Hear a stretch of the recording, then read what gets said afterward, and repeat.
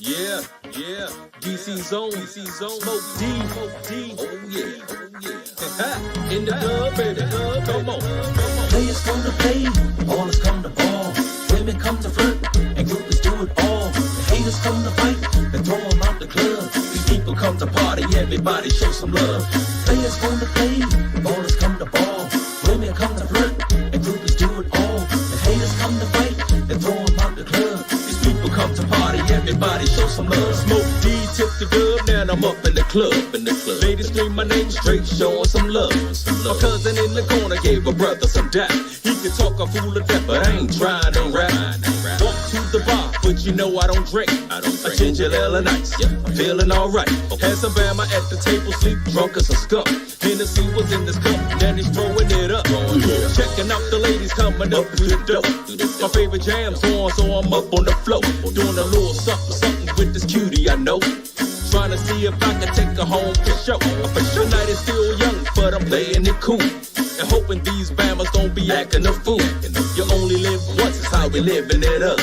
You know that's how we do it when we up in the club. Come on. Players come to play, ballers. Hello.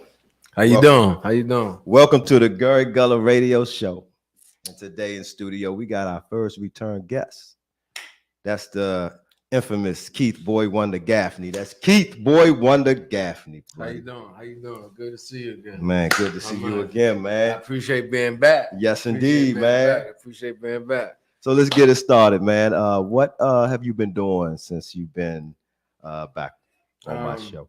From the last time to right now, I got a new movie coming out April the 2nd. It's going to be in a movie theater for the movie premiere. Before I go any further, your ticket, so you know you ain't got to pay for it. All you got to do is come. You know that's how we do. Okay. We all right over here. But, yeah, I've been doing some more things. Unfortunately, I just lost two friends of mine. May rest in peace, Gino and my man Austin. Man. You know, I gotta represent for them, but I gotta continue to move forward. But I got some things coming up. Roosevelt, like I said, he got me in this new project called Say Less. Look out for something in the future. I think it's District Queens 2. District Queens 2 or District Queens 3. He makes so many goddamn Queen movies. I don't even know. But you know, Roosevelt love the ladies. He gonna put everybody where they supposed to be at. Right. And it's a joke called Coolie High. He gonna remake. And that's gonna be a challenging role for me because I think I got a part to play a teacher. So you know, he probably mad at me for saying that, but but he knows that I'm here today. So I gotta promote things that I got coming up. Pretty much. Right. That's so, cool because I'm supplying the cars for his Coolie High movie. I got about 7 or 8 old schools y'all gonna be pushing, you know, whatever. Oh, that's cool. That's cool. That's what's up, man. Film work, man. Look, man, back in October, November when you was here, you know, you was like, I'm hungry, man. I'm trying to get in this thing. I didn't know Roosevelt was gonna give you the lead, man. He gave you the lead straight off the break. And that's what's up, Rose. And like I said, always appreciate. But Mr. Roosevelt is not only a blessing, but he come get you. He feed people on the movie set. Like he takes people home. People don't be really realizing like how serious and how hard that man be. But he gave me a movie script and told me to study and learn the whole movie script in 2 weeks. Dang. And I wanted to say nah, really. I really wanted to say nah. But I thought about first person that I called was my cousin Genghis.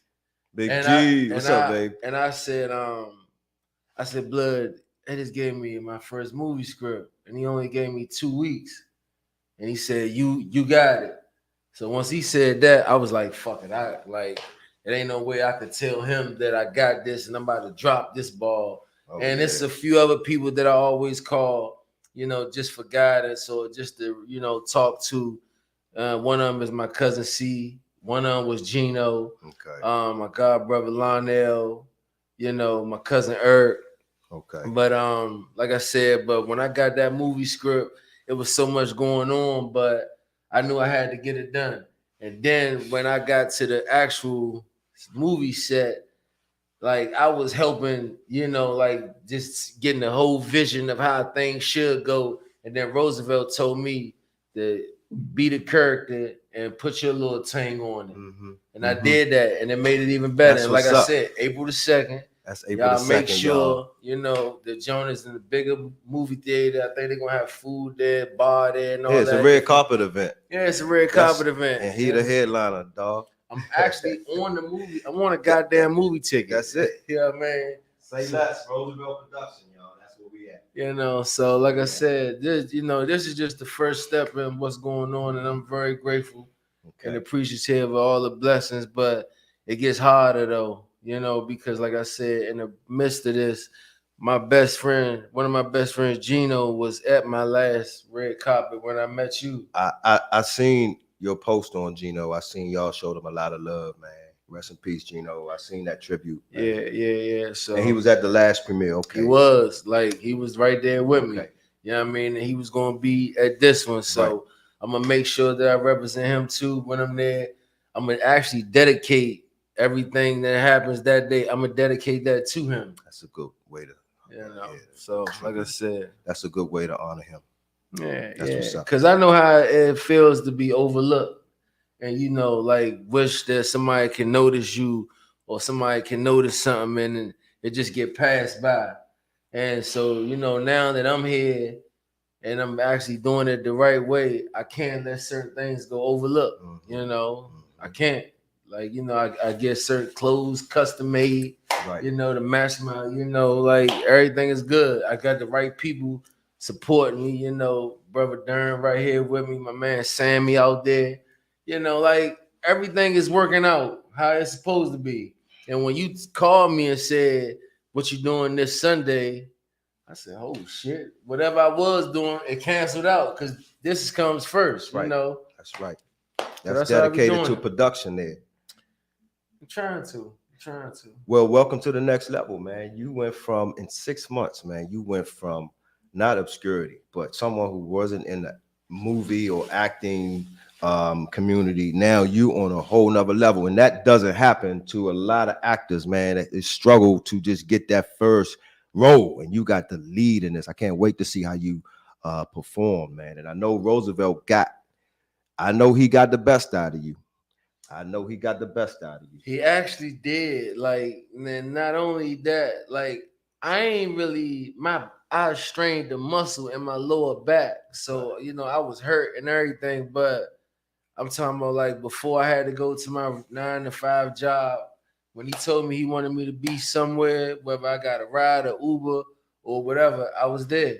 You know, or he'd come and get me, and he had me working with some beautiful women. Yeah, I noticed. Yeah. You know, but it's all professional. You know, ain't nobody, no numbers, no DMs. Can't none of my co-stars say he tried to. We ain't doing that because I ain't come this far just to, you know, drop the dice off some bullshit. So yeah, you got a path that you're on, and you can't let it be regulated or distracted by the forces that be. You're absolutely right. You're absolutely right. You know, and I just wasn't feeling it. You know, so well, they say every set is a movie in itself. Every time you're on a movie set, when you rap, you look back. That was a movie. That was another side movie, B movie that I was in while shooting the movie. So it's a lot. But that's good, man. You're on your way, man. You're on your way, bro. I appreciate that, man. Like I said, you know, one day at a time, just continuously move forward, and so okay. What's next? Well, your movie premiere is April 2nd. April 2nd. That's a Sunday. The Gary Gullah show will be there, by the way. We're doing another red carpet event at the so you don't even need that ticket. You're getting it free. But hold on, I'm gonna frame it because I had a lot to do with this. So I'm not gonna spend this. I'm gonna frame this. I'm gonna have you sign it. Nah, but Miss Kim that you introduced me to. Oh, I know she got something for you. Nah, I told her because she's, you know, she gonna be doing some things, and we actually got a photo shoot coming up. That's Kim Kitt. Who? Kim Kitt. Exactly. You know what I Casting mean? director. And I'm trying to get her to like be like my manager and everything. That But would I be said cool. before we do anything further, I want her to come to the movie premiere. Yeah. I got a ticket for her too. There you go, Miss You know what I Kit. mean? So Okay. and she already said, and I think in April, between April and May, we're gonna rent out a studio. I'm gonna have a photo shoot, and I'm gonna take some professional little headshots and all that, man. so we can keep on moving this thing. Miss Kim, I definitely appreciate you. You know what I mean? I'm looking forward to that. She gonna see this too. Of course, Miss Miss Kim was on the show. Of course, she gonna see it. Right, She'll right, have right. the subscription and the Bing and chime in. Yeah, that's what's up. But I want to say one thing though, because I know that this time thing, you know, with this podcast and everything is professional. But you know, one thing that has changed since the last time that I came till now, What's that? I realized that hate is real. Yeah, like the hate is real. man. And you know, like if somebody would have told me, you know, like 2 years or a year ago that, you know, certain people in my life would be acting so funny, or I wouldn't, but I wouldn't fuck with them like I used to, I say hell nah. But it be the people that, you know, really knew me majority of my whole life. And it's like, I don't know what it is. I don't know what or how they try to continuously like view me in a certain box. But it's like I don't fuck with them like I used to. And it really bothered me because I actually wholeheartedly love them. Right. But it's certain things as a man, you know, sober, no gangster stuff, nothing, you know, but it's just certain things that a man can accept and not accept. And fake shit, you know, or somebody doing too much unnecessary, I just can't do it. Because people losing their lives out here. Yeah. Oh man. And you know, people got a lot to live for. And you know, once certain things happen, it's no return from it. So, you know, that's another reason why I try to, you know, really watch how I move, man. And, you know, I always talk to certain people because I got to be conscious of my surroundings and my next move. Because, like you said, you just reminded me of how much I've accomplished and things I've accumulated since the last time I was here. Exactly. You know, Sheets of Deception, I had like 10, 15 minutes in the movie. Wow. Now, my next movie, I'm on the goddamn head, you know. Yeah. Yeah. So, you know, look at me now, but we're going to keep it moving. Yeah. Where is this premiere at? I think it's in Virginia. It's in Virginia somewhere.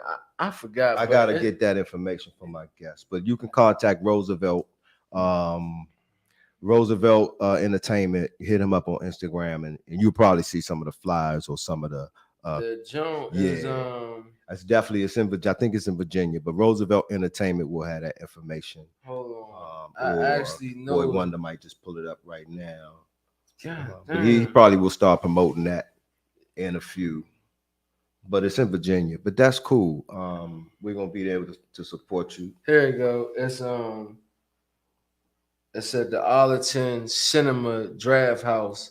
2903 Columbia Pike, Arlington, Virginia. 2903 Columbia Pike, Arlington, Virginia. And the doors open at 6, from 6 to 6:45. The red carpet. Okay, that's and the red film carpet. starts at 6:45. And there you have it. So I know they said, you know, tickets 25, at the door 30, 40. You come and you say you're a guest to me. Just give them $20, man, and you get through it. And I just take care of the difference. You can't, man. You can't. That's what I do. I take care of the difference. Can't beat that, man. That's what's up, man. Y'all heard that? Rewind and play that again, because that man said if you come to his premiere, whatever the ticket, man, just $20. I'll take care of it. Just say you know me, Boy Wonder, Keith Gaffney, him. And then he gonna go ahead and slide. All them times I had to beg somebody to give look out for me. Or my cousin Big G got me in the club free. It's certain people that ain't never got to pay when it comes to anything that I do anyway. So, but if you come, but the jump might sell out. Me and Roosevelt got a little bet. Okay. That I told him that it was gonna sell out because the Sheets of Deception, I think we sold out. We sold out 2 theaters. 2 theaters. Yeah. If I could sell this one jump, me and Roosevelt got a bet. I think I'm gonna do it. I think you are too. You got promoted. That's it. And They that's what looking you're at doing it. right now. Darren got. We gonna promote it like we are. Darn, promote the heck out of that joint. Yeah, Slim got to win that bet, and Roosevelt need another sellout. Yeah, you can catch Roosevelt's District Queens on Tubi. It's on Tubi. Premiere he got March so 14th. much stuff. He got a movie Bullies, a father, Yeah. Roosevelt. He going to Baltimore, Philly. I just told him I want to act and take me out of town. Like even if I gotta go to New York and just walk around with the coffee and just be a student. Yeah, I just want to go. But love you. I gotta get ready to go. That's hunger right there, y'all. That's hunger right there. Nah, but we good though, man. And that's hunger right there. Son. April the 2nd, we out Virginia with it. Be there between 6:45. That joint gonna sell out. Y'all know, come real classy because Roosevelt bring them out real. Yeah, he bring them out, man. He definitely does. Brings them out. And then Sunday's best. He always have it on the Sunday because it's a thank you Lord type of event. Yes, indeed. Well, we're gonna take a quick break and we'll be right back with Keith Gaffney. My man.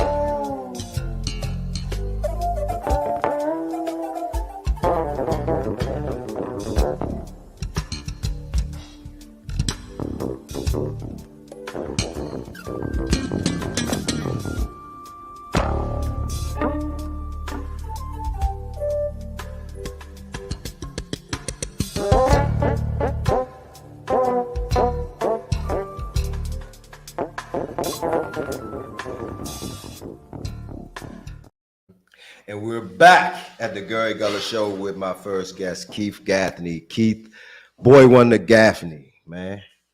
Coming up, y'all, coming up in the rankings. So, man, last time you was here, you said something about your love life or something about a special woman you have in your life. What about that? That was it really, one thing that on a serious note, when you really, maintaining, trying to constantly stay focused and, be ready when you're trying to be in this type of business. If you ain't really already got a foundation built with somebody trying to start off something fresh, it's kind of hard. Because, the type of woman that then it just wasn't there. Then I feel like I'm just as much of a good of a catch as, she was. So I ain't going to do but so much. And then when I do I ain't get that type of energy back. So it was I ain't gonna say it was a waste, it was a learning experience, but you know, it ain't no hard feelings. And like I said, I ain't want to keep on trying to initiate nothing because I gotta stay focused. You know, with this movie stuff, you know, then I'm constantly doing stuff with my kids. I took my son to the Wizards game last night. Okay. You know what I mean? That's And what's up. I gotta do something with my daughter soon. You know, I got a lot of stuff going on. And then when you got your eyes on one woman and she being reluctant or just putting you through so much bullshit, and then you got another woman that,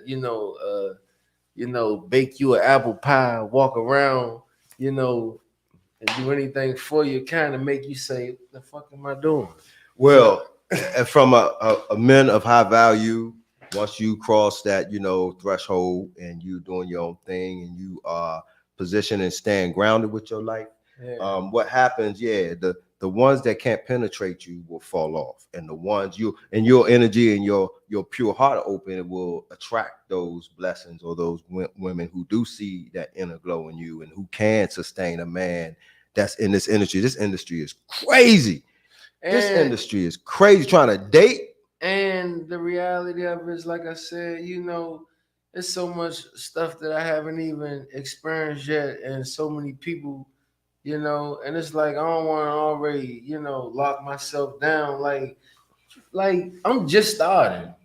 Like I'm just starting this chapter. So, like I already got, a female friend that, we ain't committed, but every time we see each other, it's already understood. She got me, I got her, you know what I mean? And we ain't officially, locked in, but when we together, we together. Well, I'm gonna tell you like this, bro. You are about to embark on what I embarked on. I had my first movie premiere with the guy you just shot a movie with. That was In It to Win It. And my old heads in DC remember that. That was the hottest thing in DC. Nobody was hardly shooting movies then.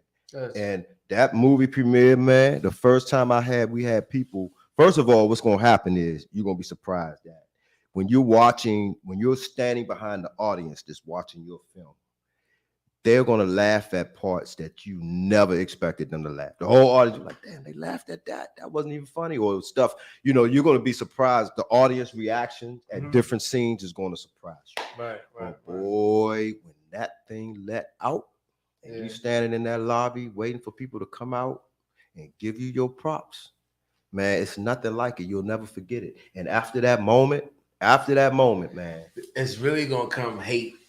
Well, it's gonna come love too. So that's the deal. So it's gonna be love and hate. It's production. It's nothing personal. It's production. Production is never nothing personal. I've been watching my cousin go through it for years. Right, I bet. Like I will hear guys say, he ain't nobody, this, that, and the third. Then I go to the club and see the same guys that were talking bad about him, trying to get his attention. You know what I mean? Like even like guys that's in the street. So I already know, but it's just different with me because at first I used to be always wanting to be cool with everybody, and I can't be like that. That's good character, but you can't be like that. Nah, you really can't. Not especially not in 2023. And then the main people that will force your hand to get you to do something crazy or will jeopardize yourself is the people that been on you. Well, I see. I mean, the closest people to me tried to destroy me. So, but I have bounced back and evolved from that. And then they hate you more for some reason. But sometimes that hate, it evolves into love and respect. Sometimes it takes a person a while to really absorb the scope of who you are. And then all of a sudden, they start respecting you. So you got to look at that. But after this moment, man, that you had this premiere, your whole life is going to change. Just be ready for the life change. And yeah, you're going to have to filter friends in and out, but you're going to meet more people who are going to embrace you and support your career and try to throw you bones like I did off the GULLUH show, baby. And here you go. Here he is, Keith Gaffney. I appreciate you. God bless. April 2nd. And like the Y'all movie come said, out, man. Say less. Say less. April 2nd, be there. Y'all be good. One love. All right, we're going to take a good break, man. Thanks for coming up again. I see you on the 2nd. Damn it. I see you on the 2nd. Bet. See you on the. Welcome to Amber Jazz. Thanks for tuning in.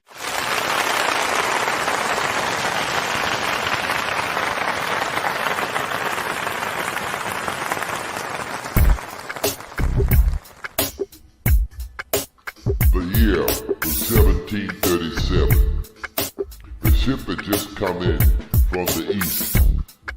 The cargo was being offloaded in Charleston, South Carolina. Greased down, separated for sale.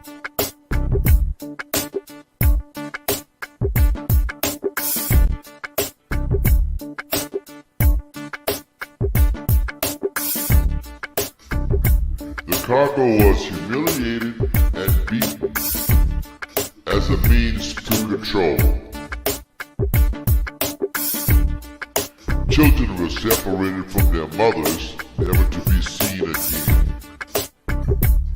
This indigenous cargo provided intensive labor which transformed into abundant wealth for a growing nation. The indigenous cargo survived all atrocities and the march of time. They became heroes.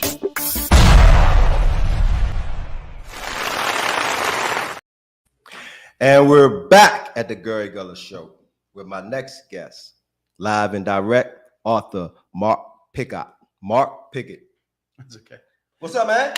Thank you very much for having me. Thanks I do for appreciate coming. it. Thanks I for appreciate coming, it. man. I appreciate it. It's a great honor to be here, and support for authors like me, you know, independently published authors is just, it's so necessary, and you're just helping out tremendously. Well, I have authors on my show regularly. Oh, yeah.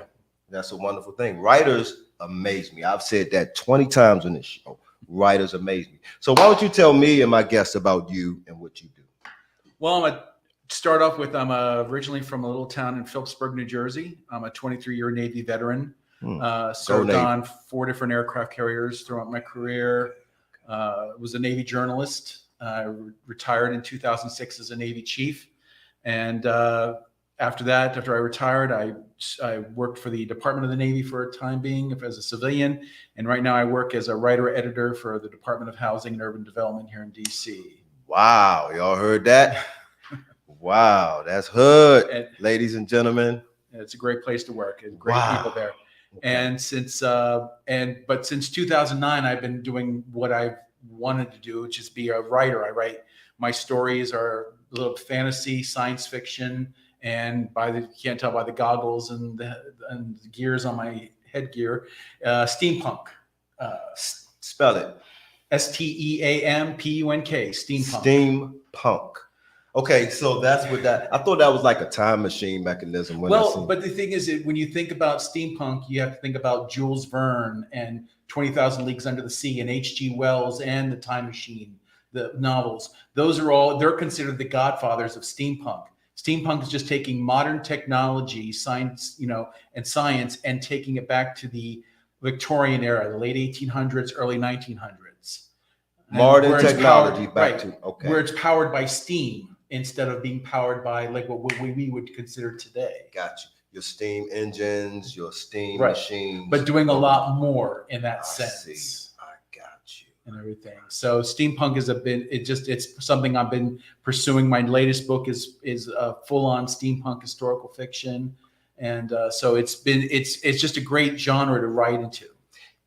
Did you create that genre? Oh no, that's been around for quite a while. It's interesting. I had a great conversation with this one gentleman who pointed out that, before we coined the term steampunk, there's a great movie from the 60s called Master of the World with Vincent Price, and it's got all the elements of what you would think of steampunk and it within that and everything. Again, going to 20,000 Leagues Under the Sea, those things.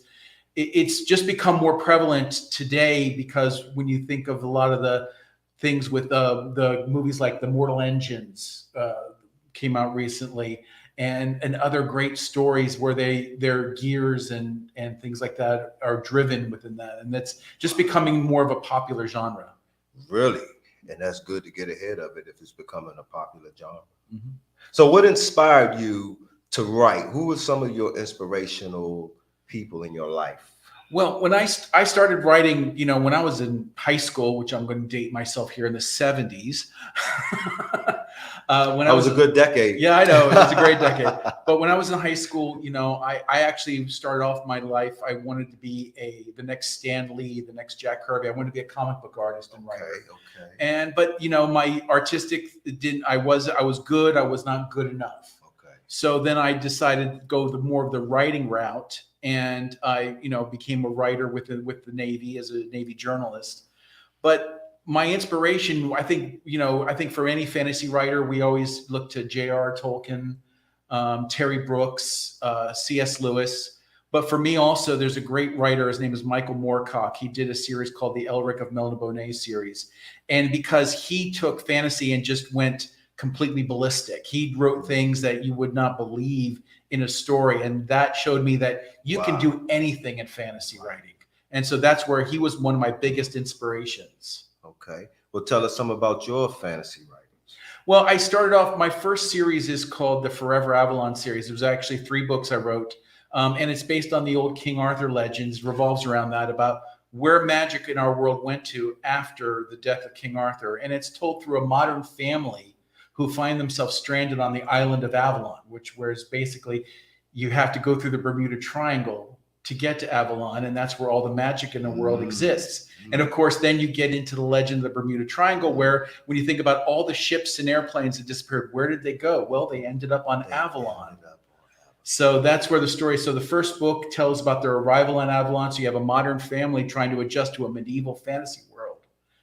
And then in my second book, The Dark Tides, is where the sorceress Morgana Le Fay is resurrected, and she wants to destroy Avalon and rule over an island of the dead, more or less. So you have a war that goes between the forces of good and forces of evil in that case. That's going on right now. So Oh yeah, you done wrote something into existence, bro. Well, actually, that's more going into my third book, Okay. The Outlander Wars, when Avalon reappears in the middle of the Atlantic Ocean in the real world and is surrounded by the U.S. and Russian Navy.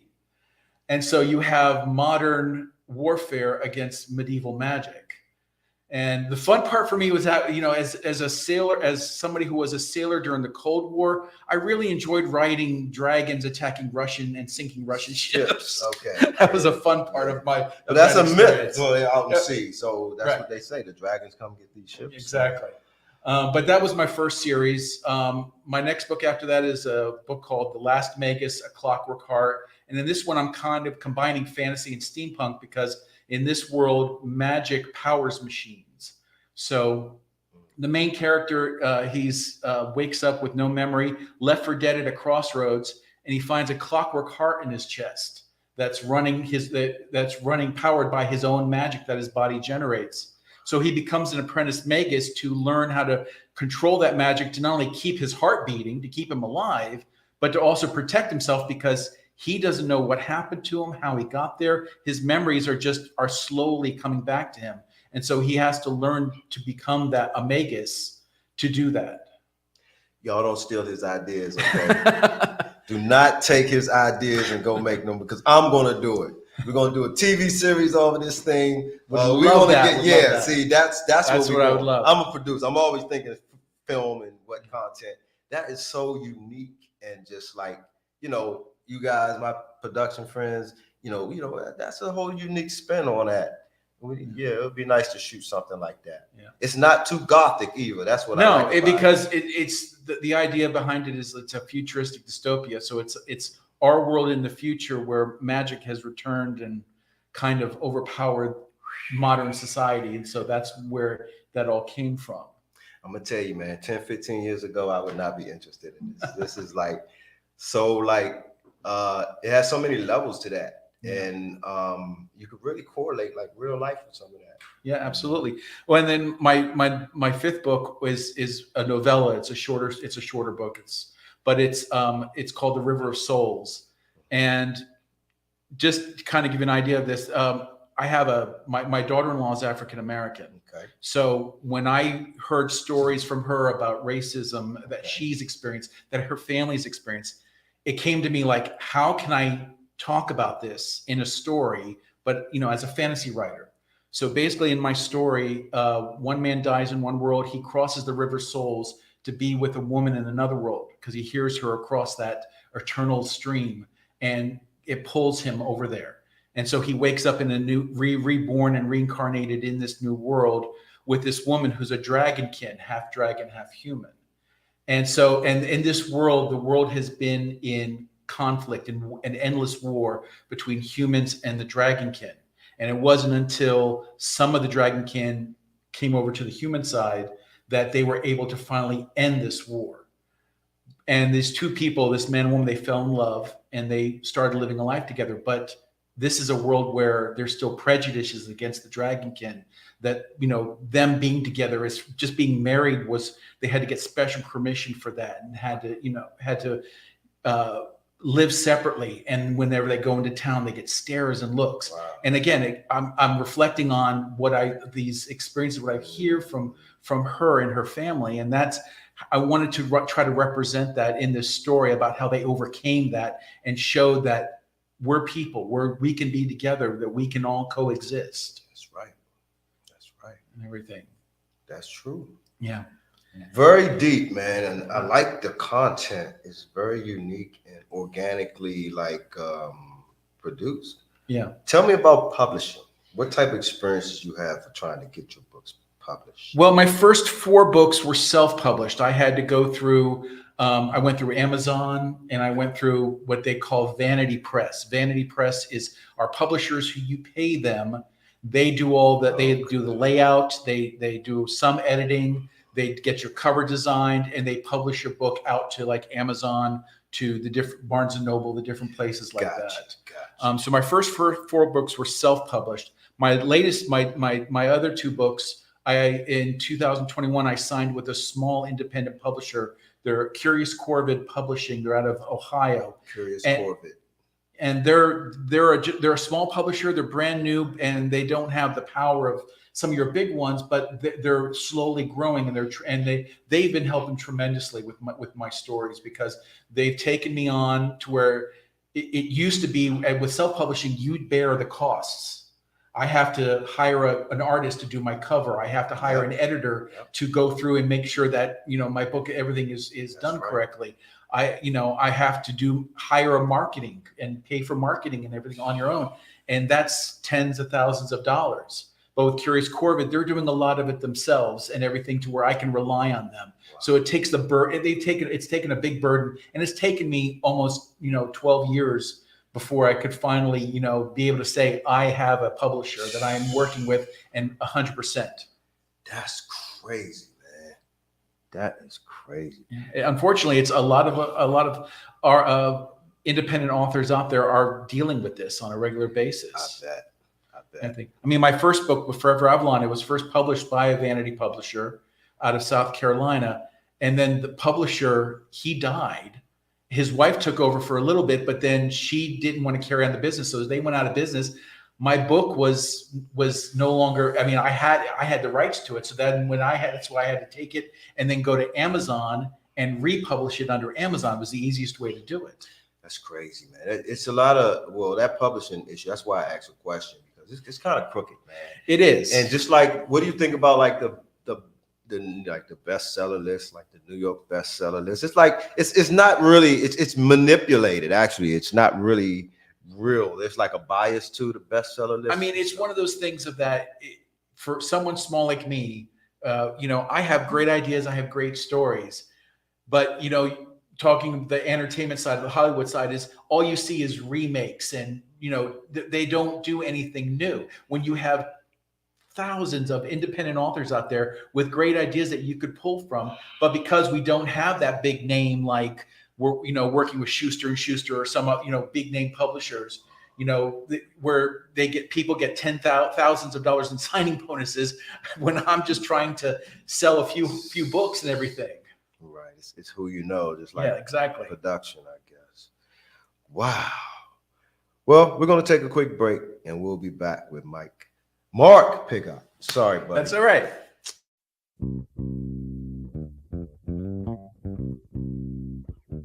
Yeah, smooth tip.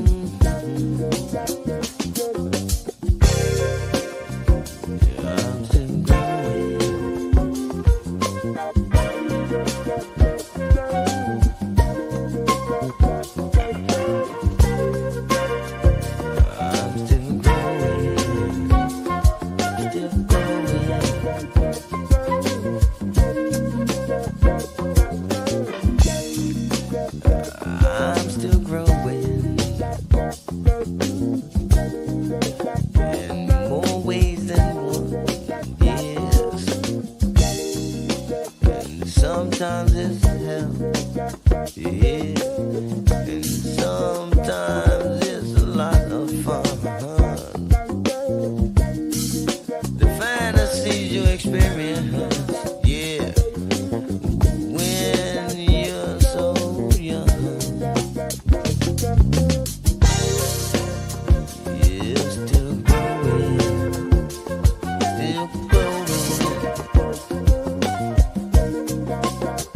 Yes, I'm still growing. I'm still growing.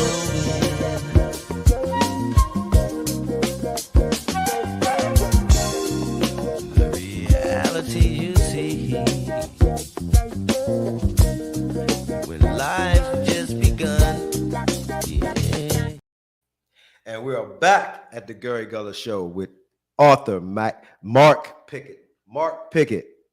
That's where we at. Back with author Mark Pigott. So, Mr. Pigott, tell me about your more like your humble beginnings, like your background. Who and what made you who you are today? Well, being that I also went into the military. I'm also a military brat. My dad served 22 years in the Marine Corps. Okay. He's a Vietnam veteran. Did 2 tours over there, and of course, and actually my entire family. I have uncles, been the Marines, the Navy. My mom was in the Navy. My brother, his wife were both Marines. I mean, we're just a military family. Thanks for your service. Thank you. I appreciate that. And so, it was going into the Navy was just a good step for me. I mean, one of the great things I enjoyed about being a Navy journalist was that was a career that I wanted. They let me. I mean, I was able to write stories about the sailors and what we were doing during these long deployments. And then I also did on board an aircraft carrier. We're a little self-contained, so we had a newspaper, radio station, and television station. So I did my own radio show from time to time. I was on the air doing an evening newscast, talking, letting the crew know what's going on. So that was a great part of my life during my Navy time. That's what's up, man. Yeah, my dad was in the Navy. Uncle was in and I definitely support. As well. Yeah, great thing. I'll tell them, and I always support the armed forces and the defenders of our country. So that's what's up. Yeah. How was growing up in your childhood, like before you went to the Navy and your adolescent years or whatever? And well, I mean, it was kind of one of those things. I mean, like I said, my dad being a Marine, I've lived in North Carolina, New Jersey, Hawaii for one short period of time, but I was 5 years old, so I don't remember much about that time of my life, unfortunately. But it was just a lot of traveling. Again, a lot of times my dad being gone, and it was just me, my brother and sister, and I and my mom. That kind of situation. But that was, you learn to grow with that. And then we moved back to where my dad is originally from, Phillipsburg, so we moved back there. And that's where I spent my, high school, middle school and high school years and everything. And I still consider that a part of my home, because I always go, my parents are actually still alive. They're living up in Jersey. And so it's just a nice little small town. It's kind of, if you know the Lehigh Valley, Allentown area, Allentown, Bethlehem, Easton, in Pennsylvania, where Phillipsburg is right across the river. Right across the river. So my wife's from Bethlehem, so it's a nice little area. That's what's up. Well, what was your first job? Oh man, I was a paper boy. I think that if you want to really go back that far, I did deliver papers as a young boy, and then I just did various odd jobs, fast food, like anybody else before I joined the Navy. I mean, that was just college and things like high school. That was just the way to go. I apologize for messing your name up, Mark. I hope I'm not the first. No, you're not. Like I said, I've been pronounced Pigott, Pijot, Pigott. I've heard it all in my career. Well, it's Pigott. Life. It's Mark Pigott. Yeah. Okay. So what you got for me, man? You got some books here. Well, first off, I brought with me. I'll hold these up. These are copies of my books, and they've been signed for you. So these are all going with you once we're done here today. Brilliant. I always want to. I appreciate support. that. Again, I got a bookcase for that. When you have people who support you, and everything, you want to not only support them and what they do as well. Wow. And everything. But this is my latest book, just to show. This is a Corsair and the Sky Pirate. Hold it up there. This is my latest book. Nice cover. Yeah, thank you. This is a full-on steampunk historical fiction, and what that means basically is it's a steampunk story, but I mixed it with actual historical figures in with characters of my own creation. To give an example, the Sky Pirate captains. There's a group of them in this book, and Corsair. He's my character that I created, but I also have people like Pancho Villa, the Mexican bandit, Okay. who becomes a Sky Pirate captain. Bessie Coleman. If you don't know her, don't know who that is, she was the first African American woman that to become a flyer. She flew before Amelia Earhart, but she's not. I mean, I didn't find out about her till I was researching my book. So that was one of those things of that. What's her name again? Bessie Coleman. Bessie Coleman. Yep. First African American pilot. Female pilot. Yep, she was, and so she's one of my YouTube Sky Pirate captains. I have Mata Hari, Thomas Edison, Nikola Tesla. That's my man right there. Yeah. Nikola Tesla. Yeah. Well, that's what this story starts around. It starts around between a chance meeting between Nikola Tesla and Jules Verne leads to a kickstart in the Industrial Revolution, and that creates this steampunk age and brings about the age of the Sky Pirates. And then, but that also intensifies the rivalry between Tesla and Edison. Edison and his corporation are looking for global power and global dominance, while Tesla wants the inventions to go to the people. Right up my alley. Yeah. Where does Bell and Westinghouse fit in with that? Well, they supporting Tesla in this, of course, and everything. Okay. That's the idea is that Edison creates a corporate ERP. It's called ERP Corporation, and it's a global corporation. He brings in people like William Rodigan, Parsons, William Hearst, Marjorie Post. He's creating a William Hearst and Marjorie Post, a global conglomerate under the Edison name, and that's what he's trying to do. And of course, being a corporate man, he doesn't care about the people that get in his way. I try to focus on, with this story in here, I'm trying to focus on things that are happening in today's modern era, but using that 1900s to tell the story on, because we focus on racism, we focus on corporate greed, climate change, things like that. I talk about in this story, but using this new steam industrial revolution to tell the story. I see. And that's right up my alley, man. The early days of Nikola Tesla, Bell, Westinghouse, and Edison. That's deep, man. It was funny when I was researching this. I found out that Tesla was actually working for Continental Edison in Paris at the same time that Jules Verne was alive in France. So they could have met. It's one of those things of when you're researching something like this and you find out they could have actually met at one time. Early in that era, that particular industry was young, so it was everyone had to know each other at that point. Absolutely. Yeah, and everything. Yeah, if you're dabbling into electromagnesium back then in the 1900s, you were somebody special. Oh yeah, absolutely. And you knew all the other people that were special with you. Yeah, absolutely. That's amazing. That's one of the great things with this is I created a whole genre of characters, including because the geniuses and people, they call themselves Vernians because they take the ideas of Tesla and the imagination of Jules Verne and they create these wonderful inventions and within the story. So was a way I was able to bridge those two things together.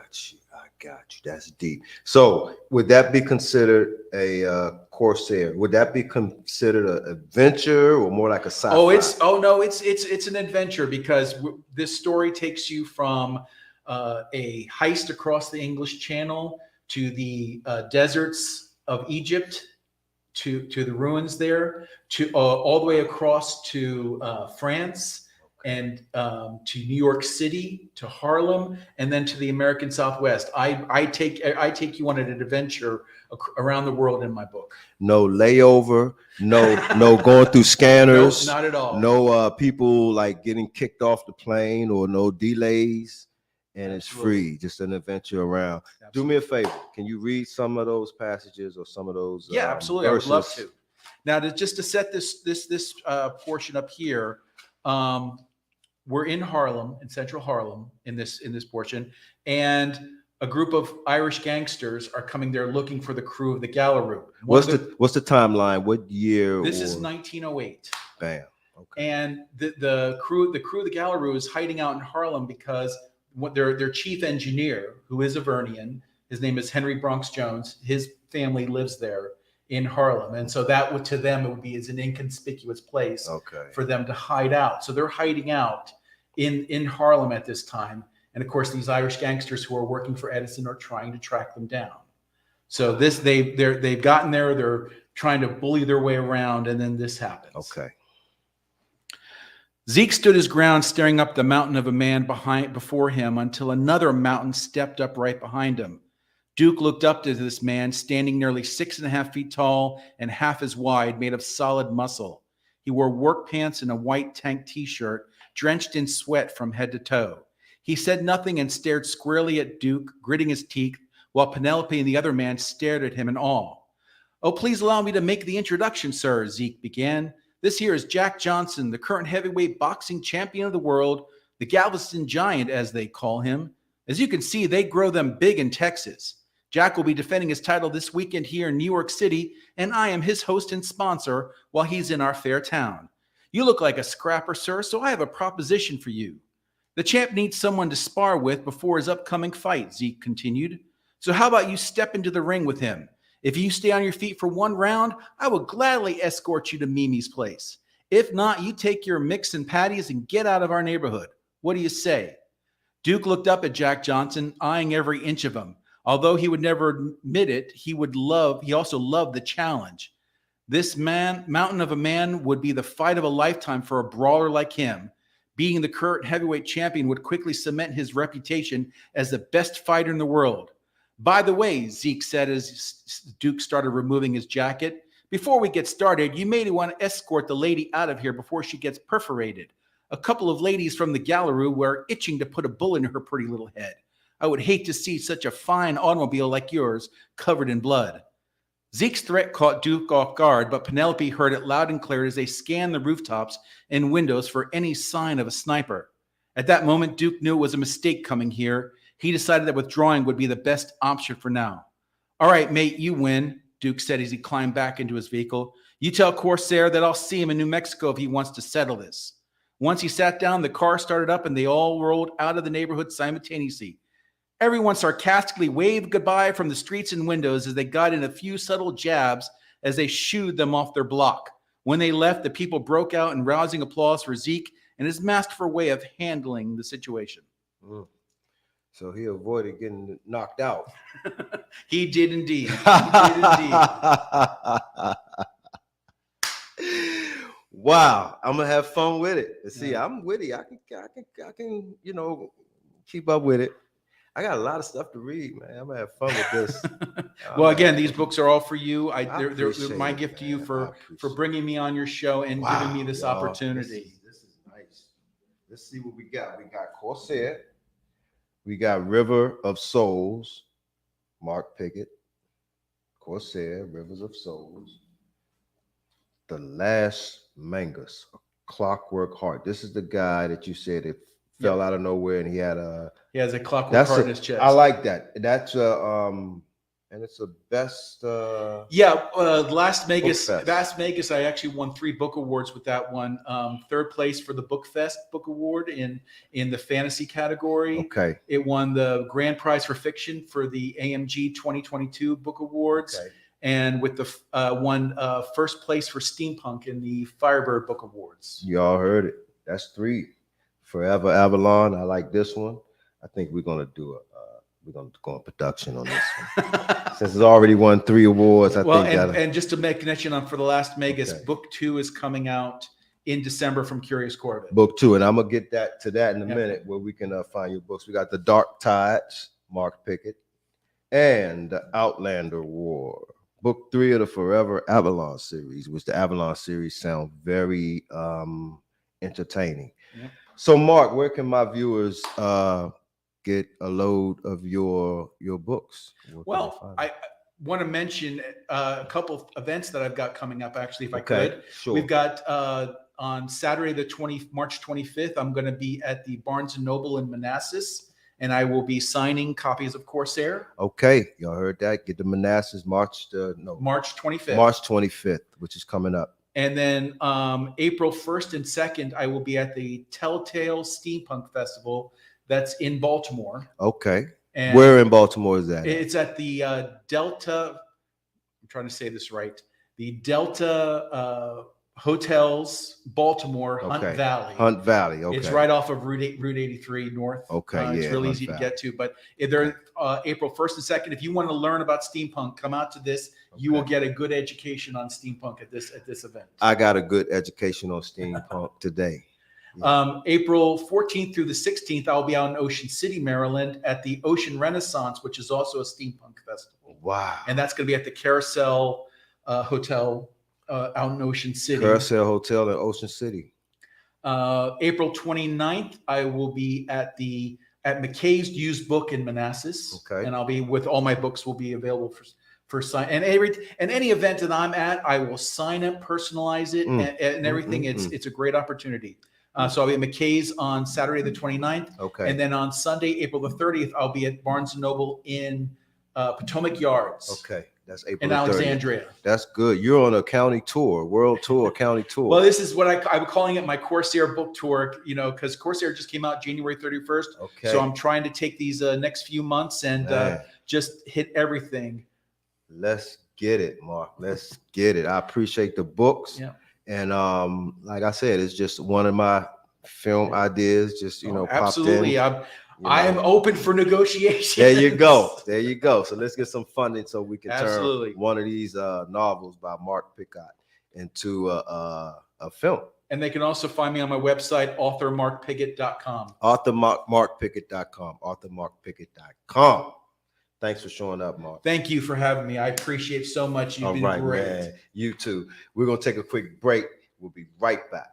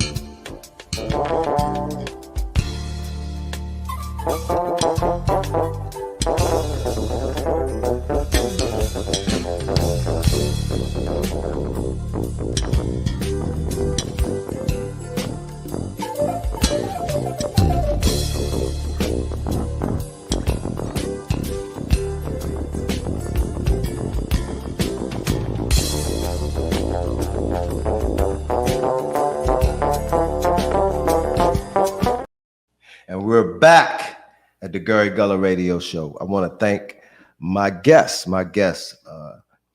Keith Boy Wonder Gaffney. He got his start at Roosevelt's production or Roosevelt Entertainment, his film Say Less. And that's again, it's a rare carpet event.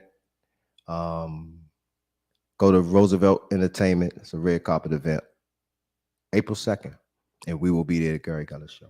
Also, Mark Pigott, author Mark Pigott, just gave me 4 or 5 nice books to read, and it's something that I can correlate. I can relate to some of these and some of those stories he has. It's fiction, it's adventure, and yeah, he's an up and coming novelist. I want to thank my viewers for chiming in. I'm rocking DC Mojo. This is DC Mojo right there. Rhea Ross, but this is her design, DC Mojo. Just a stars in bars situation representing the Washington DC area. I like to give it up to DC Mojo. Also focus on the 1s and 2s. My engineer also, and got a lot of good stuff going on. I'm gonna keep it under wraps, but there's some surprises coming up on the Gary Gullah Radio Show. Also, rest in peace, Richard Tyler, one of our race drivers in our racing team, our racing subculture. Also, Robert Barber, that's Jeff Barber. We lost 2 of our soldiers within 2 weeks, and resting in peace. I'm part of a unique subculture of drag racing classic cars that's basically untapped here in the DC area. And, African American brothers, and they're legends in that industry that I'm going to try to untap with the reality show soon, which I already shot in 2019, but it's time to resume that and grab a little bit of that history of the last 40 years of this area, this mid-Atlantic region, and all the automotive heroes and drag racing heroes in this industry, in this area. So again, thanks for chiming in. This is the Gary Gullah Show on this gorgeous radio. Please like, subscribe, and share. And that's going to be a wrap.